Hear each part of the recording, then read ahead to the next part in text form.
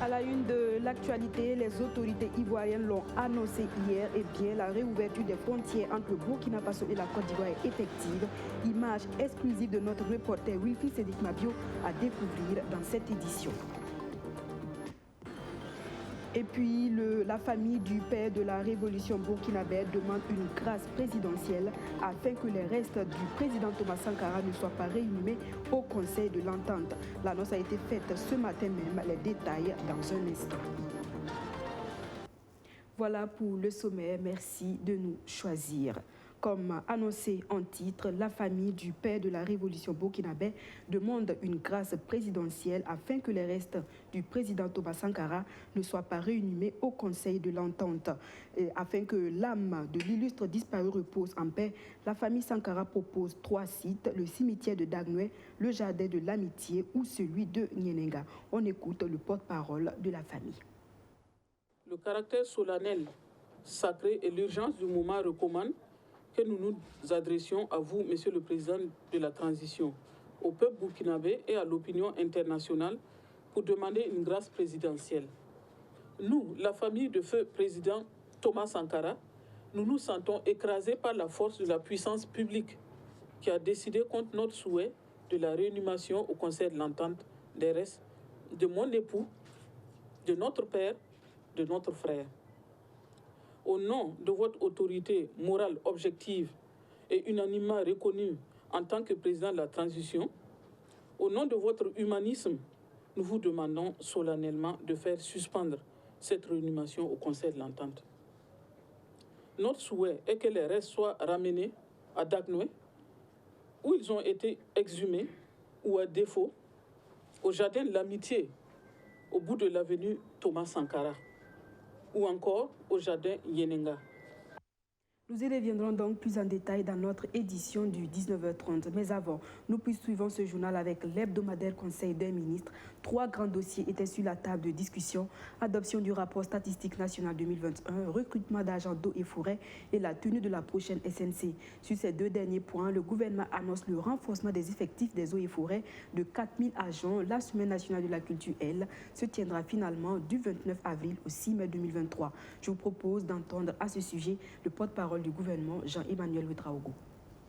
Il faut aussi dire qu'au titre toujours du ministère de la Communication, de la Culture, des Arts et du Tourisme, il y a une communication qui a été faite donc sur l'organisation de la 20e édition de la Semaine nationale de la culture, SNC Bobo 2023. Il vous souviendra évidemment que cette Semaine nationale de la culture s'était régulièrement tenue depuis 1983, excepté bien sûr 2020 avec la Covid-19. Donc pour des raisons sanitaires, l'édition avait été ajournée. Par la suite, la situation sécuritaire n'a pas permis la tenue de la manifestation en 2021 ainsi qu'au premier trimestre 2022. Et depuis donc, la SNC avait été reportée sine die. Alors au niveau du ministère de la Culture, la décision a donc été prise d'organiser cette 20e édition de la Semaine nationale de la culture, Bobo 2023. Et la date retenue, c'est du 29 avril au 6 mai 2023. L'événement, bien sûr, est placé sous le très haut patronage de son Excellence, le chef de l'État, président de la transition, le capitaine Ibrahim Traoré, et va se dérouler autour du thème « Diversité culturelle, ferment de l'unité nationale ». Bonne nouvelle donc pour les acteurs de la culture burkinabé. Les transporteurs et les usagers burkinabés et ivoiriens peuvent aussi se réjouir. Depuis ce 16 février à minuit, les frontières terrestres entre la Côte d'Ivoire et le Burkina Faso sont ouvertes. Le gouvernement ivoirien, vous le savez, avait fermé ses frontières en mars 2020 pour contrer la pandémie de la Covid-19. Cette réouverture qui intervient 3 années après sa fermeture se présente donc comme une bouffée d'oxygène pour les usagers des 2 pays. Benjamin Kwame.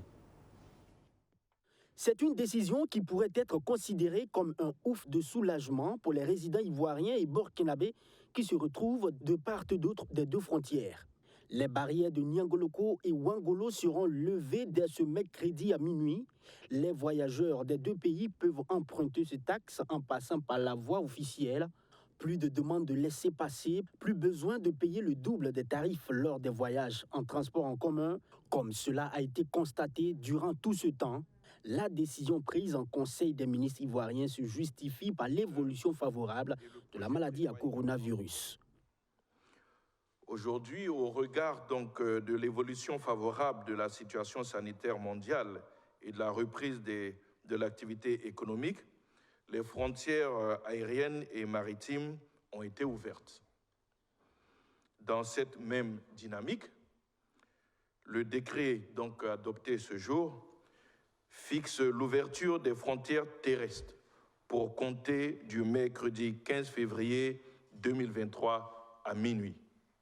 Clairement, cette décision ne concerne pas que les frontières du Burkina Faso. Depuis mars 2020, les frontières terrestres du Libéria, de la Guinée, du Mali et du Ghana étaient aussi fermées. Pendant plus de 2 ans, ce sont des millions de personnes qui se déplaçaient pour sortir ou entrer dans le pays à travers des chemins illégaux. Le gouvernement ivoirien précise que ces chemins clandestins sont désormais maîtrisés. Les voyageurs doivent privilégier les voies principales officielles. Cette décision de réouverture des frontières terrestres intervient surtout après la maîtrise des voies secondaires de passage clandestin par nos forces de sécurité et permet ainsi une redirection des voyageurs vers les passages officiels de traversée afin de pouvoir assurer un meilleur contrôle du flux migratoire. Il est bon de le savoir, l'annonce de la réouverture des frontières terrestres avec spécifiquement le Burkina Faso est intervenue plus d'une fois. La dernière annonce date du 27 juillet 2021 au terme de la 9e conférence du traité d'amitié et de coopération. La Côte d'Ivoire et le Burkina Faso avaient décidé de la réouverture de leurs frontières terrestres en vue de faciliter la libre circulation de personnes et des biens dans le strict respect des mesures sécuritaires et sanitaires. Mais rien n'y fit. Les différentes voix venant des politiques et de la société civile des deux pays dénonçaient la mesure car le flux migratoire souffrait de plusieurs maux: corruption, coût excessif du transport, accidents de la route, voyages clandestins nocturnes et bien plus encore.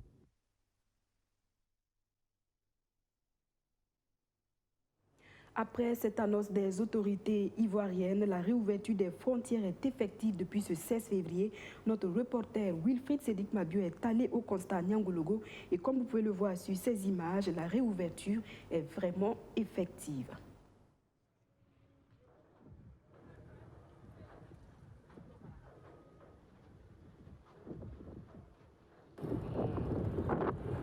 C'est l'ouverture. C'est comme ça, la fin, elle est doucement.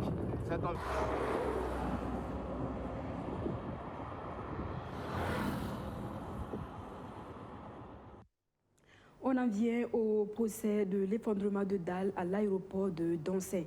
Aussitôt ouvert hier au tribunal de grande instance de Zignaré, le procès a été renvoyé au 20 février prochain.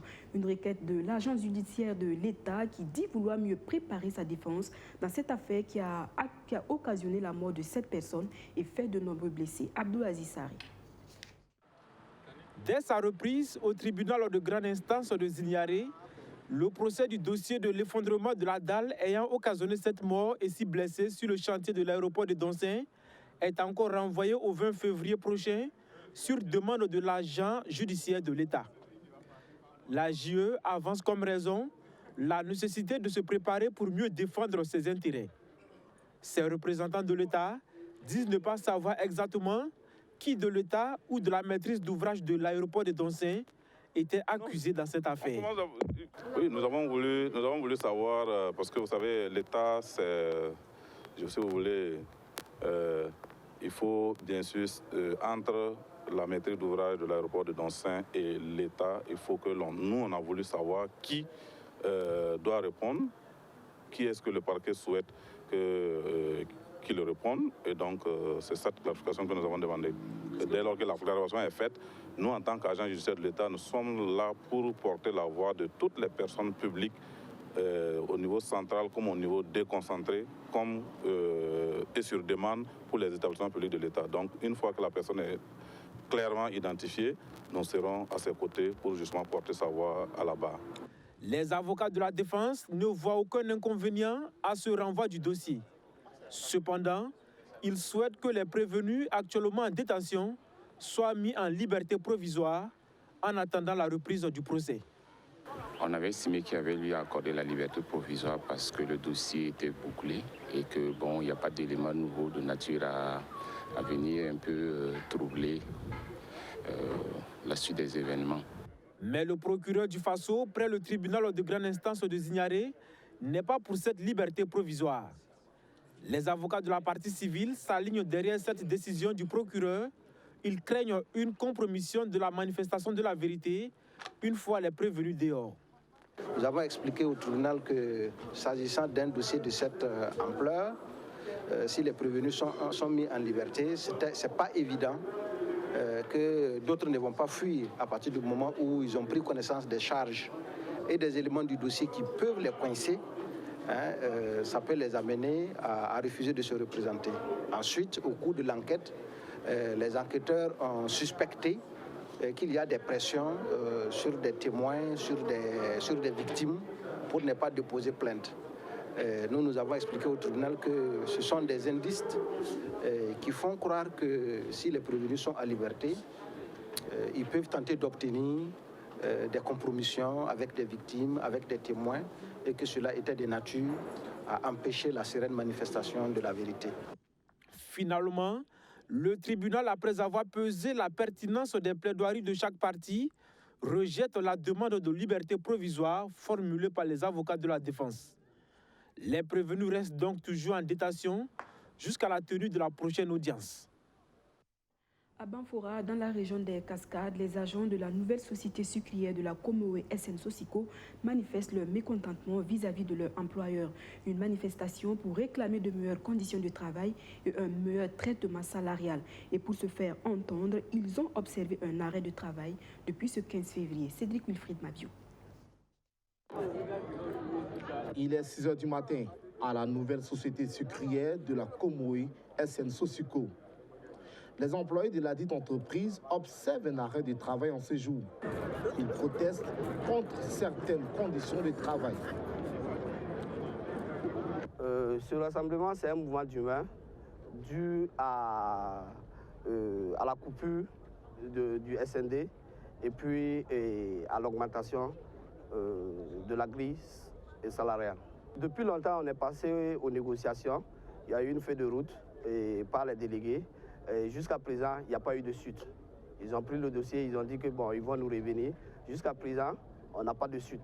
Donc c'est dû à ça, on est regroupé ce matin en fait. C'est finalement à 8 h qu'un des responsables de la SN Sosico, accompagné des forces de l'ordre, va venir écouter les travailleurs afin de transmettre leurs revendications. On a reçu le DRH de la boîte.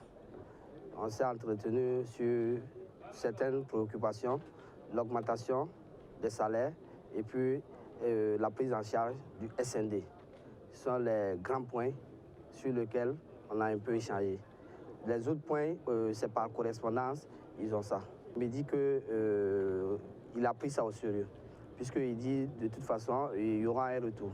Donc c'est ce retour-là, nous on attend pour commencer le travail.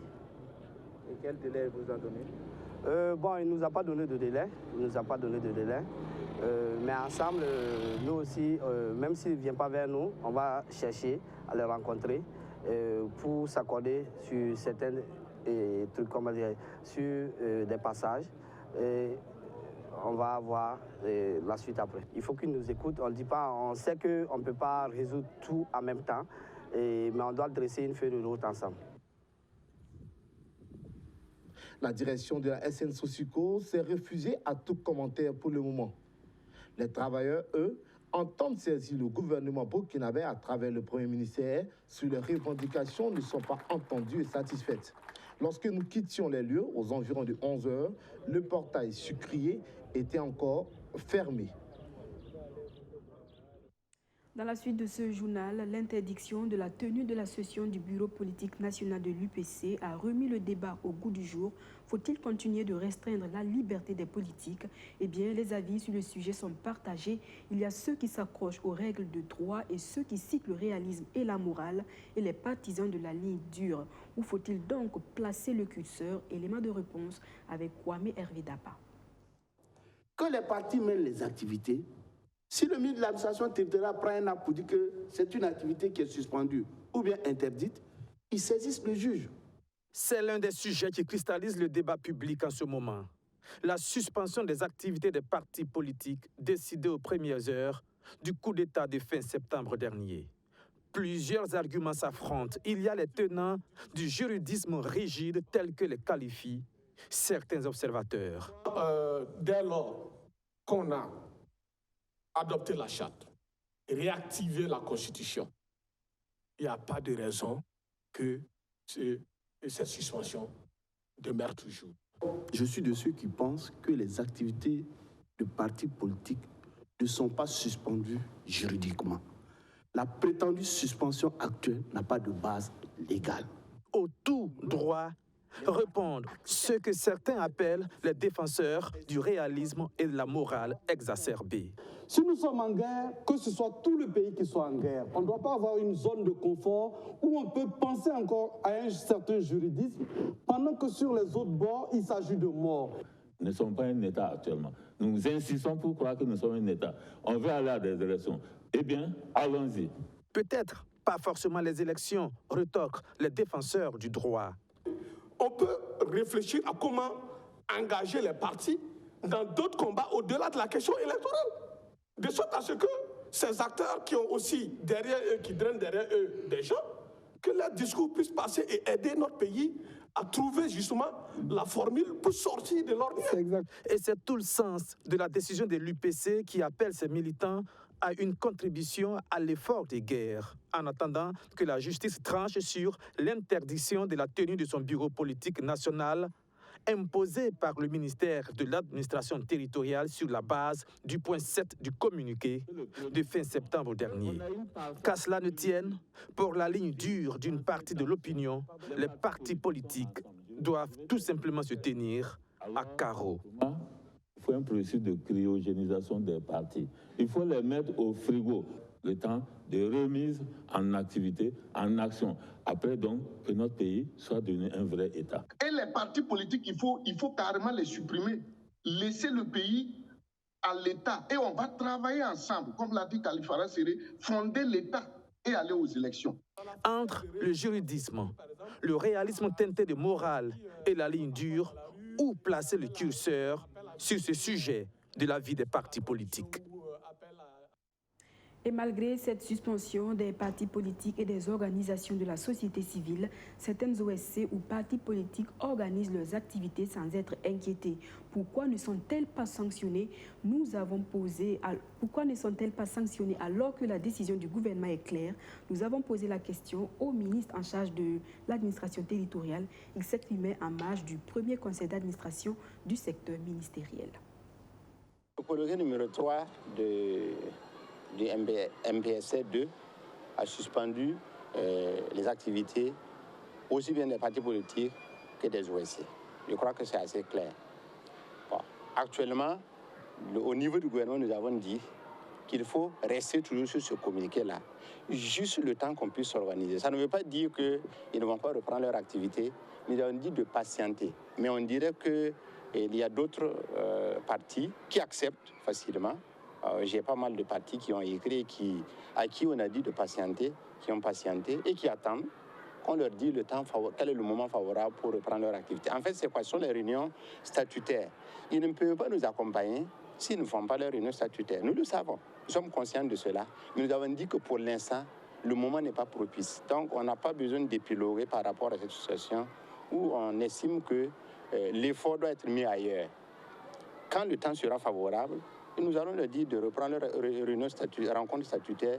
Et ça, nous savons que les partis nous supportent, les partis nous appuient. D'ailleurs, ce sont ces partis qui vont faire les élections. Nous ne sommes pas des politiciens. Voilà, donc je pense qu'il faut que l'ensemble de ces partis-là Je sais que beaucoup comprennent, même si certains estiment qu'ils ne sont pas patients, ils veulent aller vite. Je crois que je vais appeler chacun de comprendre quelle est la situation qui est assez gravissime par rapport à la sécurité de notre pays et qu'on reste tranquille. Quand le temps favorable sera arrivé, nous allons leur dire, vous pouvez reprendre vos rencontres parce que nous savons que c'est eux qui vont aller conquérir le pouvoir d'État, ce n'est pas nous. Et à ce niveau-là, que tout le monde comprenne la gravité de la situation et nous accompagne. Et c'est ce que je pense que chacun devait faire. Merci beaucoup. Monsieur le ministre, si les activités des partis politiques et des OSC sont suspendues, pourquoi il y a toujours des OSC dans les rues?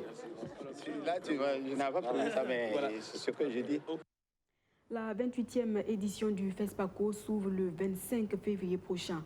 À quelques jours de ce grand rendez-vous du cinéma africain, le comité d'organisation reçoit un autre soutien. Après l'Union européenne, c'est au tour de la LONABE d'offrir 50 millions de francs CFA au comité d'organisation. Un geste qui vise la réussite de cette 28e édition de la Biennale du cinéma africain. Luc Pabelgem.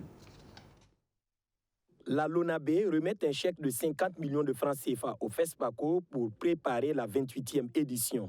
Si des partenaires emboîtaient le pas de la Loterie nationale burkinabé, le budget de 1,7 milliard de francs CFA serait déjà bouclé. Vous savez que cette année, le FESPACO va se tenir dans une situation très difficile, dont la délégation a besoin de moyens financiers, techniques pour pouvoir, amener à bout dans de très bonnes conditions cet événement-là. Les 50 millions, c'est une somme qui est énorme et nous allons aussi justement l'utiliser aussi dans la communication, afin de pouvoir permettre, comme a dit le directeur général de la LONABE, pour la visibilité de son entreprise. Pour nous, c'est important justement de faire de telle sorte que toutes les communications du FESPACO ne soient pas vues qu'au niveau de Ouaga, qu'elles partent aussi au-delà de Ouaga, parce que nous avons une population qui ne pourrait pas être à Ouaga, qui veut aussi justement suivre le FESPACO par autre moyen. Pour le donateur, les deux institutions sont des partenaires traditionnels et ce n'est pas à cette édition que son accompagnement allait faire défaut. La LONABE, conformément donc à sa mission de soutien à l'État dans la contribution, la promotion de la culture, accompagne le FESPACO à l'instar donc de tous les autres grands événements nationaux. L'accord de sponsoring permet donc à la LONABE de mener des actions promotionnelles pour soutenir les produits, d'améliorer sa visibilité et élargir le portefeuille des clients à travers les animations ventes au niveau des sites d'exposition du FESPACO. La 28e édition du Festival panafricain du cinéma et de la télévision de Ouagadougou se tient du 25 février au 4 mars 2023 sous le thème Cinéma d'Afrique et culture de la paix. Le budget n'est pas encore bouclé selon le délégué général, mais des contributions du genre sont annoncées à 10 jours de l'événement. La première édition du Gospel Music Award s'est tenue le 12 février dernier à Bobo-Dioulasso. Gospel Music Award, initié par Grâce Productions, est une tribune de récompense des artistes évoluant dans la musique gospel. Ce premier essai a connu la participation de plusieurs artistes burkinabés, dont Elani Kema qui remporte d'ailleurs cette première édition. On en sait plus avec Soto Justin Dabiré et Thomas Koukayao. Gospel Music Award 2023, Elani Kema remporte le Gospel d'or avec sa chanson Abraham. Elle devance Voss Christi et sœur Anne-Marie Kabouré. Après l'organisation réussie de cette 30 années de carrière musicale, son prix de meilleur spectacle de l'année 2022, Elani Kema voit le mérite de son travail une fois de plus récompensé. Je suis contente ce soir d'avoir été honorée par ce trophée Gospel d'or, Gospel Award 2023, c'est le Gospel d'or et je bénis le Seigneur pour ça. Après avoir célébré 30 ans, je vois que le Seigneur m'a fait la grâce d'obtenir ce trophée et je peux dire que c'est vraiment une couronne pour ce parcours des 30 années et que le nom du Seigneur soit béni. Venue de la Belgique, Nana Loukezo remporte le Gospel de la musique de l'Afrique centrale. L'artiste congolaise qui vit en Belgique apprécie positivement l'organisation de cette soirée qui fait la promotion de la musique gospel. Et ça me va droit au cœur. Je vois que le travail que nous faisons, que nous abattons, que ce soit pour le Seigneur, mais les hommes voient aussi et peuvent apprécier. Et c'est ce qui justifie ce genre de prix. Et vraiment, j'en suis très fière. Il faut qu'il y ait toujours ce genre d'activité parce que le gospel a aussi droit d'avoir des belles choses. Voilà. Des manifestations grandioses pour la gloire de notre Seigneur. Le Gospel Music Award a été organisé pour reconnaître le mérite des acteurs de la musique gospel. Pour un coup d'essai, c'est un coup de maître pour les organisateurs au regard de l'engouement et de la participation du public. C'était un défi à relever, de faire en même temps des Gospel Music Awards et couplé avec un concert, avec la crème de la musique gospel burkinabé internationale. Nous avions une salle remplie, pleine, et aussi nous avons eu des lauréats qui ont été désignés et qui ont été unanimes. Tout le monde voyait. Donc cela est une satisfaction pour le commissariat général et nous croyons que ce défi est relevé à plus de 10 titres. Le gospel de la meilleure chorale revient à Vox Christi, celui de la meilleure musique de sensibilisation sur le dialogue interreligieux à Anna Semporé. Le gospel du meilleur clip vidéo à Yvette Bonzi, de la meilleure chanson moderne d'inspiration traditionnelle à Elisabeth Kambou et le meilleur gospel de l'Afrique de l'Ouest à l'artiste ivoirien KS Bloom. Une prière pour le retour de la paix au Burkina Faso et des prestations d'artistes ont mis fin à la première édition du Gospel Music Award.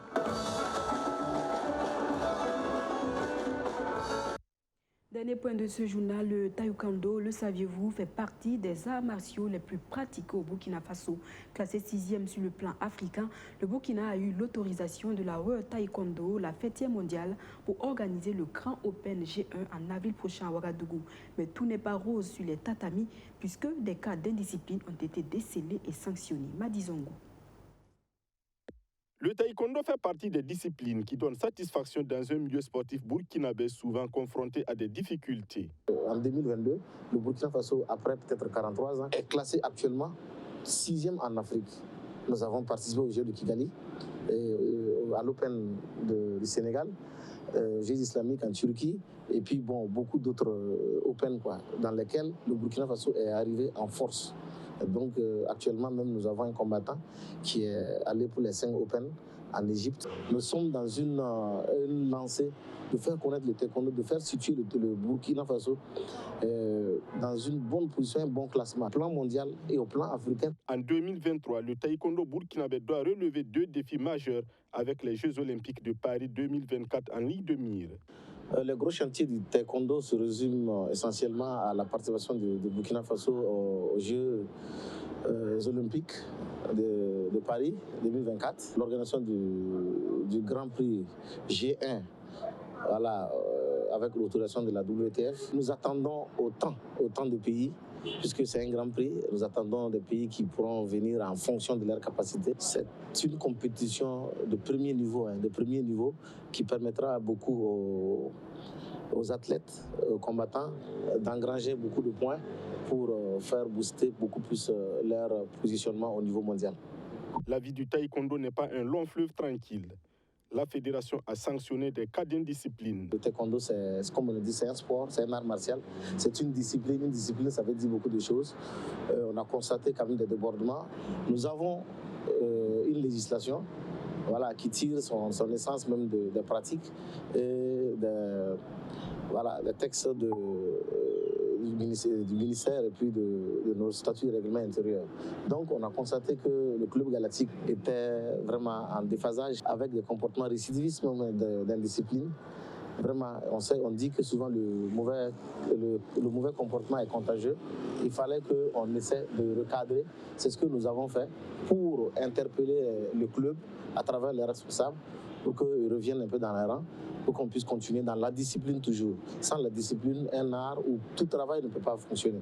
Le premier responsable du taekwondo rassure les taekwondoïstes sur la bonne marche de la discipline. Tout ce que je peux dire à tous les combattants, tous les athlètes, tous les clubs, tous les districts et toutes les ligues de rester toujours mobilisés comme ils l'ont toujours fait, de ne pas se laisser distraire et que force sera à la victoire du taekwondo toujours. Le taekwondo est un art martial d'origine sud-coréenne dont le nom peut se traduire par la voix des pieds et des poings. Il est inscrit aux Jeux Olympiques depuis l'an 2000. Voilà, ainsi s'achève notre version de l'actualité de ce 16 février 2022. Merci de nous avoir suivis. On se dit à demain, Dieu voulant, pour un nouveau journal. Excellent après-midi en compagnie des programmes de la chaîne Au cœur de nos défis.